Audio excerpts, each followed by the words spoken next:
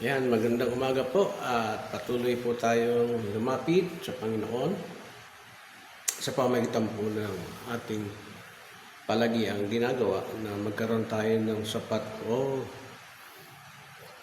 quality time. Kahit po mga seconds ay minuto, maglaan po tayo ng oras na masasabi po natin kalidad. Ibig ko sabihin, talagang seryoso na meron tayong pakikipagniig sa Diyos. So usually, ang sabi po ng Colossians 2, verse 2 na kung saan po yun daw pong encouragement, no? At yung kagalakan ay mamimit lang natin sa pag-ibig sa Diyos.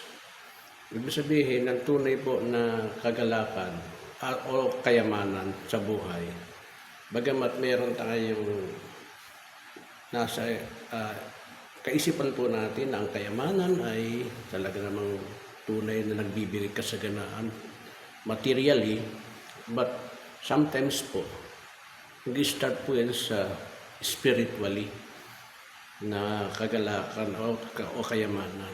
Kasi kung titignan po natin yung materially o material things in this world ay mga temporarily na puposes po ng tao.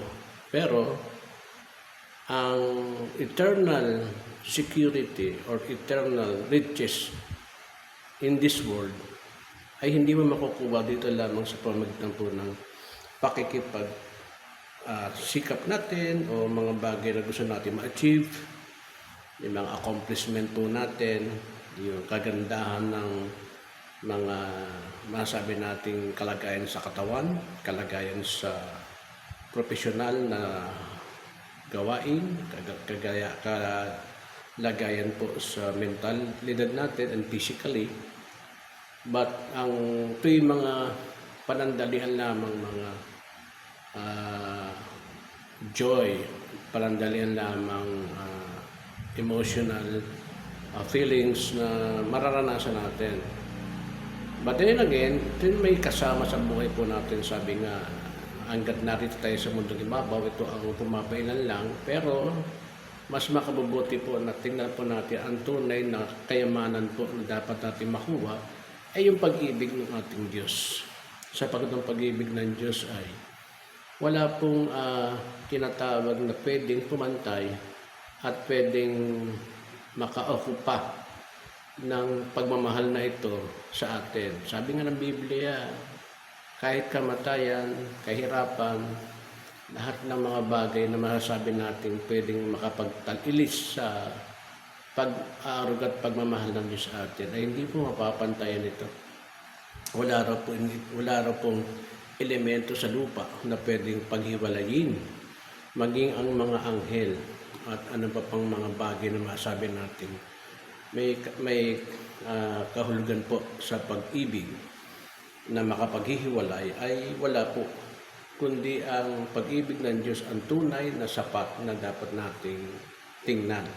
Pangalawa po, yung relasyon po natin sa Diyos. Kasi kung meron tayong relasyon sa Diyos, yung kasaganaan, kayamanan ng buhay at kahustuhan nito, yung kasapatan nito, matatagpuan lang po natin sa pakikipagrelasyon natin sa ating Diyos. Kasi kung titignan po natin yung pakikipagrelasyon po natin dito sa lupa, anumang uri ng relasyon ito, may mga pagkakataon po na nagkakaroon po ng panghihinawa.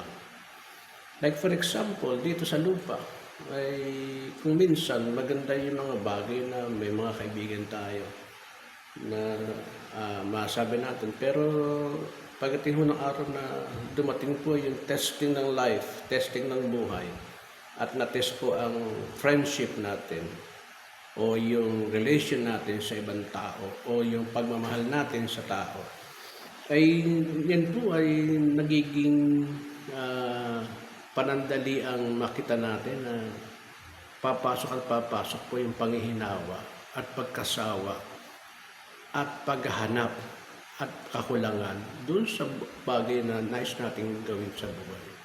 Kaya naman dito, pinapakita lang po sa atin pinakamatibay, pinakamaganda Naunahin natin magkaroon tayo ng relasyon sa ating Diyos. Yung relasyon po natin sa tao, kasunod na lamang po yan. Nauuna po yung relasyon natin sa ating Diyos. Sa ngayon, siguro kung makakita natin yung mga tao na nagmamatigas pa rin, sa pag-pray po natin sila, na nakadakaris kasi nila ng kanilang sariling pananaw, sariling sistema, ay makapagbibigay sa kanila ng pagpigil, pagkontrol ng takbo ng buhay. Which is hindi naman po talaga totoo. Kaya naman, patuloy lamang po tayong manangan at sampalatayanan ng pag-ibig at pakikipagrelasyon po natin sa ating Diyos na buhay. At sa pamamagitan po ni Kristo, tayo po ay nagkaroon po muli ng pakikipag-ugnayan sa Diyos Ama, napatawad po tayo ng ating mga pagkakasala na ating pong minana. At nakita po natin na ang Diyos na buhay, ang tunay at sapat na perfectong relasyon na maaaring makakuha natin o hanapin po natin, nasa Diyos lamang po ito. Salamat, magandang araw po.